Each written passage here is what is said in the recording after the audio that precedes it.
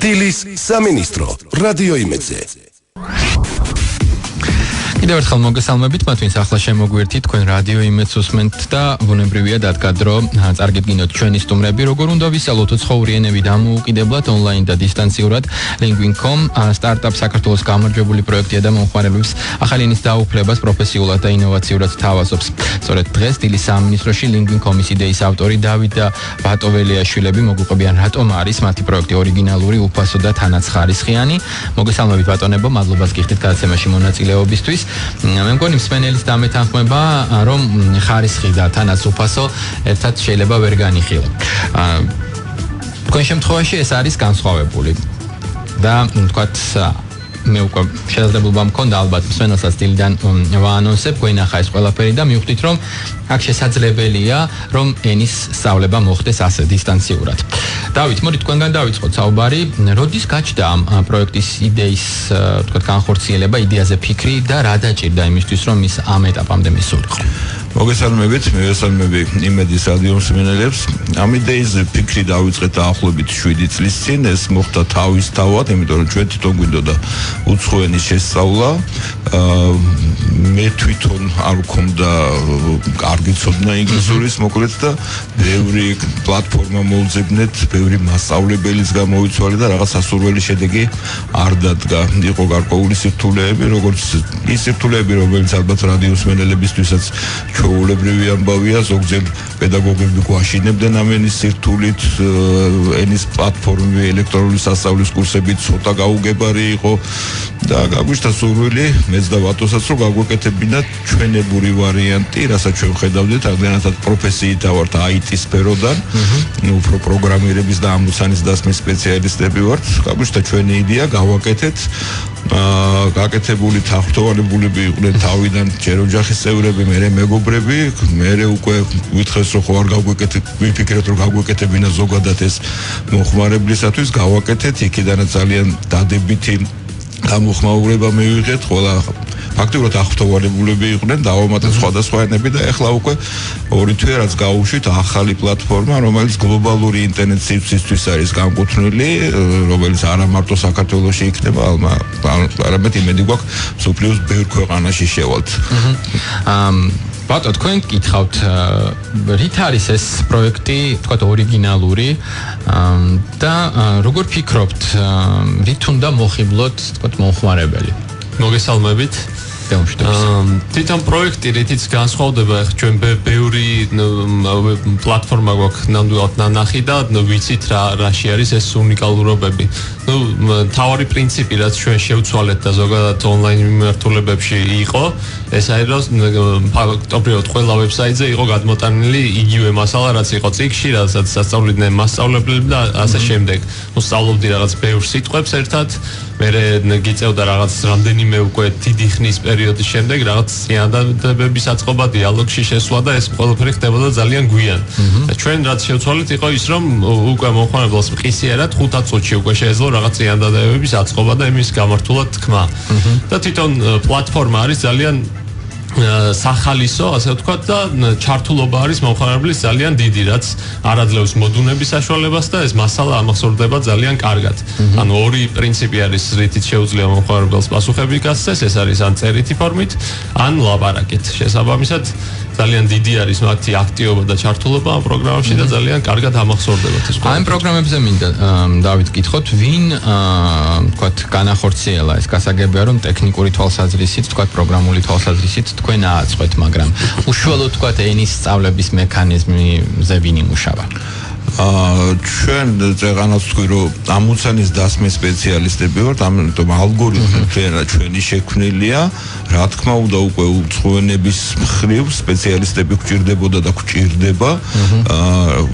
ვისაც ვეძებდით ადრეს, ეხლა სულ ვეძებთ უცხოენების კარგ სპეციალისტებს და ისინი რა თქმა უნდა გვეხმარებიან კონტენტის შექმნაში, მაგრამ თნიანად ალგორითმი, მეთოდოლოგია ჩვენი შექმნილია, იმიტომ რომ ჩვენი სპეციალობა, ჩვენი ლინგვისტები არა ვართ, მაგრამ არნიშნავს რომ ამოცანის დასმა არ შეგვიძლია და მეთოდოლოგიის რაც თავარია აქ წეგანო ბატონმაც აღნიშნა ნებისმიერი საგნის შესწავლა მოტივაციის გარეშე შეუძლებელია ჩვენი პროგრამა ამ მოტივაციას გიმაღლებთ იმიტომ რომ მალე სწავლობთ და გამეთანხმებით აი მოტივაციაზე და სწრაფად სწავლაზე ჩვენ ვისაუბრებთ უბრალოდ მე ისევ მინდა დაუბრუნდე ამ ლინგვისტურ თემას აი დაახლოებით 1 საათის წინ ჩვენ სატელევიზიო ჩართვა გქონდა ტელეიმედის ეთერში ბატონი ნუგზარ რუხაძის პრესის მიმოხილვა ესე ხა ვიცით რომ საოცრად ფლობს ენას და ამის სპეციალისტი გახლავთ მე ვისაუბრე ბატონ ნუგზართან როდესაც ვაანონსებდი თემას და მან გაიხსენა თავისი რადიო გადაცემები რომელიც საზოგადოებრივი რადიოს ეთერში გადიოდა 270-მდე გაკვეთილია და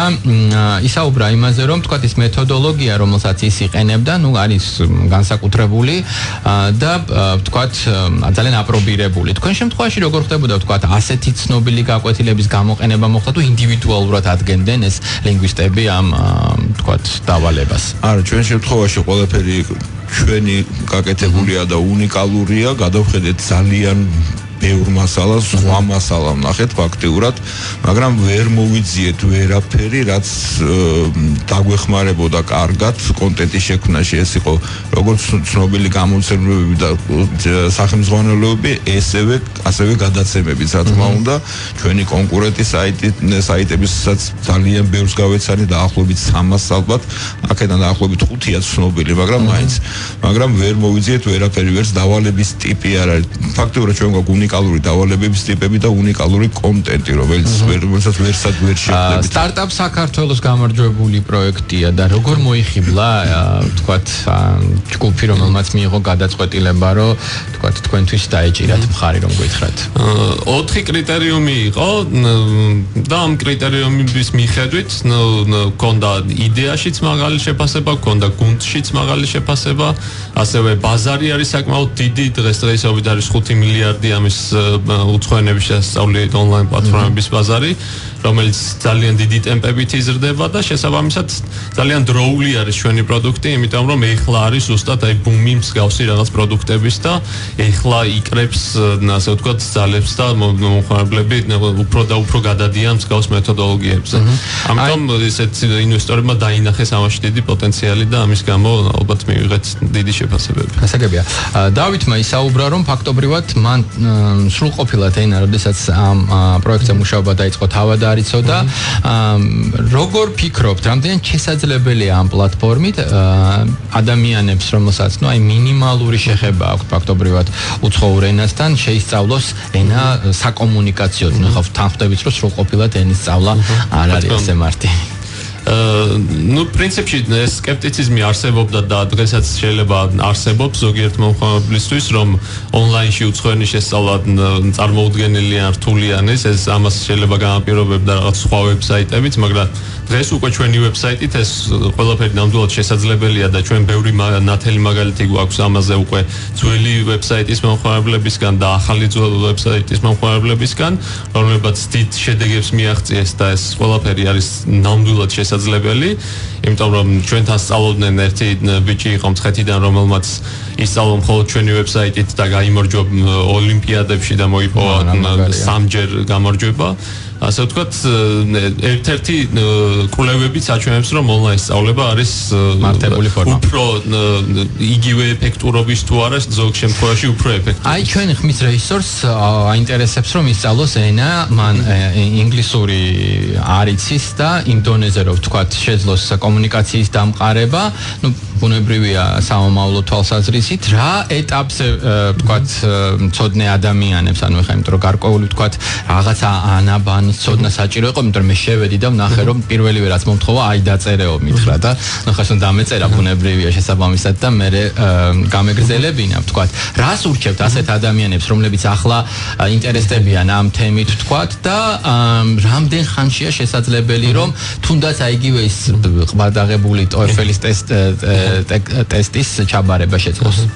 ანუ ჩვენი ვებსაიტი სწორედ ასეთი ადამიანებისთვის არის განკუთვნილი, ვინც ეხლა იწყებს სწავლას და ყველაზე მეტი მომხმარებელი ზუსტად დაწყებით კურსებზე მოდის, ვინც საერთოდ ერთი სიტყვაც არ იცოდა უცხო ენაზე და ყველაზე მარტივად ისინი მიდიან წინ და ძალიან დიდ პროგრესს განიცდიან. რაც შეეხება TOEFL-ის ტესტებს და იმას, მაინც სპეციფიური მომზადება ჭირდება და რაღაცა, მაგრამ რა თქმა უნდა ჩვენი ვებსაიტის ყველა კურსს თუ გაიული, ბევრად მოგეხმარება და წინ წაგწევს მაგ მიმართულებით, მაგრამ TOEFL-ს მაინც დამატებით რაღაც მომზადება და კიდევ რეკლამამდე ერთ კითხვას დავსვავ, ჩვენ კონკურენციაზე ვისაუბრეთ, მე როგორც ვთქვი, კონკურენტები მხოლოდ ვებ პლატფორმები არ შეიძლება იყვნენ, იმიტომ რომ რაღაცნაირად გინდა არ გინდა ხვდები, რომ რა მნიშვნელობა აქვს ენის სწავლების თქვათ ფორმას, შეიძლება პედაგოგების, რომლებიც დღეს ინგლისურს ასწავლიან, აღიქვან თქვათ კონკურენციაში შემოვიდნენ თქვენთან.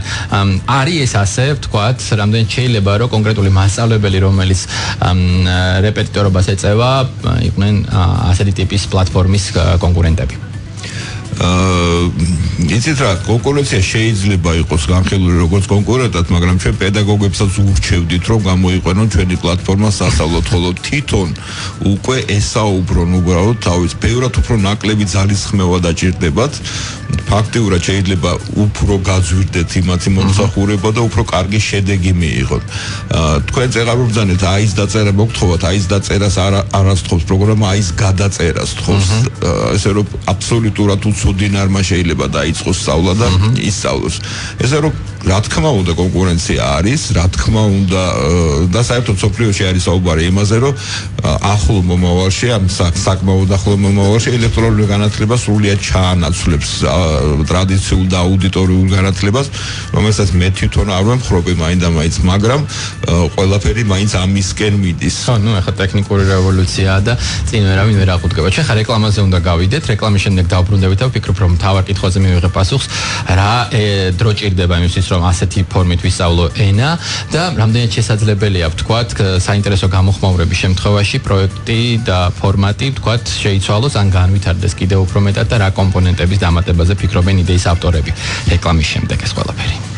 დილის სამინისტრო რადიო იმედზე.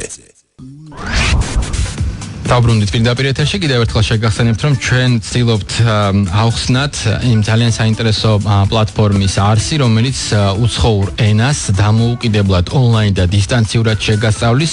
Lingvin.com ასეთი გახლავთ, ეს არის სტარტაპ საქართველოს გამარჯვებული პროექტი, ჩვენ ვისაუბრეთ გადაცემის პირველ ნაწილში, რით მოხიბლა პროექტმა გადაწყვეტილების მიღები პირები და ახლა გადაცემის მეორე ნაწილში იდეის ავტორები დავით და ვატო ველიაშვილები მოგვიყვებიან ეგრეთ წოდებული გამოხმაურების შესახებ, აი მცხეთის ისტორია მოვყებით, მცხეთელი ადამიანის და გარდა ამისა კიდევ აი კონკრეტული თქვათ საჭიროების ან რაღაცა მოცემულობის შემთხვევაში ენის თქვათ დაუფლებისთვის აი ამ პლატფორმის გამოყენება. ნუ შეიძლება პირველი ვთქვათ ის, რომ არ მაქვს შემოსავალი, შესაბამისად არ ვარ გადამხდელუნარიანი, რამდენად მაძლევს მე ეს პლატფორმა იმის შესაძლებლობას, რომ ენა ვისწავლო უფასოდ.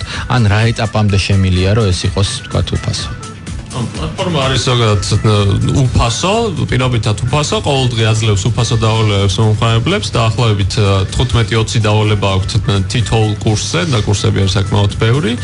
და შესაბამისად შეუძლიათ, ნუ ცოტა დიდი ხანი დაჭირდებათ ამის დასაუფლებლად, მაგრამ ბოლომდე შეუძლიათ გავიდნენ კურსის ბოლოში, სრულიად ისე თანხის გადახდის გარეშე. კი ბატონო, გავედით კურსის ბოლოში, რას ვიღებ? სერტიფიკატს, დიპლომს, სტაჟს გვიკრავს, გვიმღერის თუ რა ხდება პროგრამა?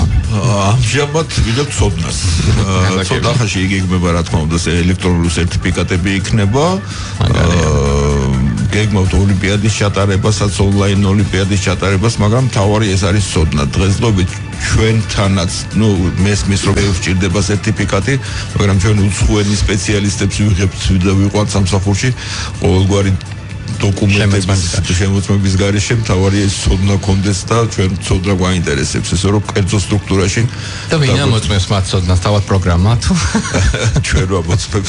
კი ბატონო, ასე ისწავლეთ ენა, რომ ახლა სხვა უცხოური ენის სპეციალისტებს ამოწმებთ. იცით რა არის ენის ცოდნის შემოწმება მოკლე პერიოდში საკმაოდ რთულია, მაგრამ ჩვენთან ენა არ არის კიდე მთავარი, იქ არის საკმაოდ კრეატიული აზროვნება, უნდა კონდეს წესრებით ფიქრი, უნდა შეაცროს ლოგიკური ორი დავალებები შესრულება და ამას 1 საათში და 2 საათში ვახერხებთ. რა ჯგუფი აკეთებს, რამდენი ადამიანისგან შემდგარი ჯგუფი აკეთებს ამ? ჩვენ ვინც სრულ განაკვეთზე მუშაობს არის დაახლოებით 10 კაცი და ბევრი ხალხია ჩართული კიდე გარედან ზოგი დიზაინს აკეთებს, ზოგი პერიოდულად მოდის და ამოწმებს მასალას, ზოგი ახმოვანებს. ესენი ანუ სრულ განაკვეთზე არ მუშაობენ, როცა გვაქვს გასახმოვანებელი ან შესამოწმებელი კურსები ეს პერიოდულად. კი ბატონო, და მე მაინტერესებს გავცეთ კითხვას პასუხი, რამდენ ხანში შეიძლება რომ შევძლოთ ენის სწავლა, თქვათ ინტენსიურ რეჟიმში, დავალებების შესრულებით რაც არის, ძალიან მარტივად რო უთხრათ ჩვენს მსმენელს, რომ თქვათ კომუნიკაციის დამყარება შეძლო.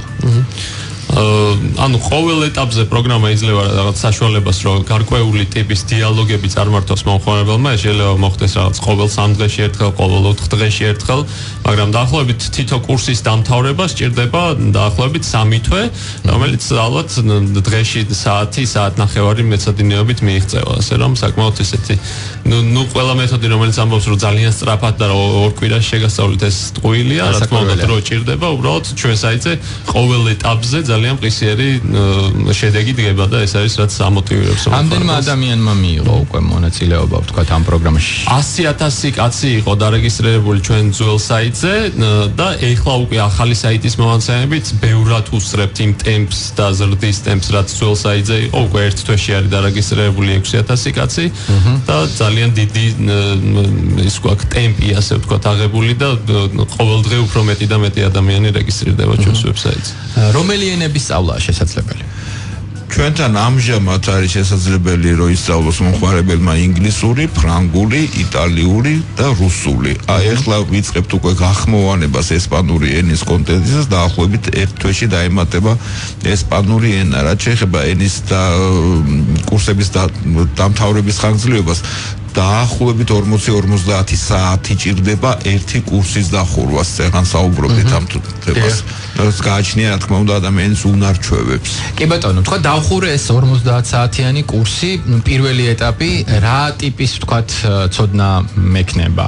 ანუ ძალიან მარტივად რო ვთქვათ, ახლა intermediate მექნება, upper მექნება, intermediate გექნებათ და ძირითადად ეს არის ნუ სალაპარაკო, ნუ ყველა ეს სასწავლო სალაპარაკომდე მიდის, რა თქმა უნდა, უბრალოდ ჩვენი ძალიან ბევრი ყავს ემიგრანტები ჩვენი, ვინც სწავლობენ ენას უშუალოდ, ვინ ან ჩასულები, ან ვინც აპირებს წასვლას უცხოურ ქვეყნებში და სწორედ ისინი ატყობენ იმას, რომ უკვე ჩვენ საიტზე ნასწავლით მეორე დღესვე შეუძლიათ გავიდნენ ქუჩაში და დაელაპარაკონ უცხოელს.